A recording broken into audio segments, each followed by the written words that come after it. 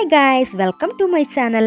ഇന്ന് നമ്മളുള്ളത് കാസർഗോഡ് ജില്ലയിലെ മധൂർ ഗ്രാമത്തിൽ മധുവാഹിനി നദിക്കരയിൽ സ്ഥിതി ചെയ്യുന്ന പ്രശസ്തമായ ശിവഗണപതി ക്ഷേത്രമായ മധൂർ ശ്രീ മദനന്തേശ്വര സിദ്ധിവിനായക ക്ഷേത്രത്തിലാണ്.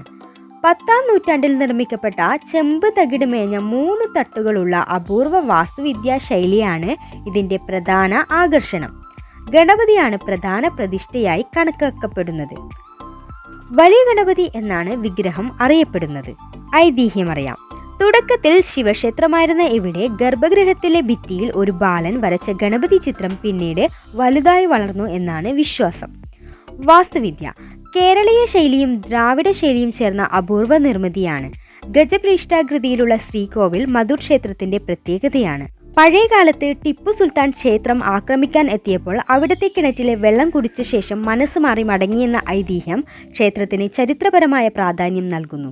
ഇന്നും ക്ഷേത്രത്തിൽ ആ കിണർ സംരക്ഷിച്ചിട്ടുണ്ട്. കാസർഗോഡ് പട്ടണത്തിൽ നിന്ന് 7 കിലോമീറ്റർ അകലെ മൊഗ്രാൽ നദിയുടെ തീരത്ത് സ്ഥിതി ചെയ്യുന്ന പ്രശസ്തമായ ശിവഗണപതി ക്ഷേത്രമാണിത്. ക്ഷേത്രത്തിന് സമീപത്തായി മധുവാഹിനി പുഴ ഒഴുകുന്നുണ്ട്.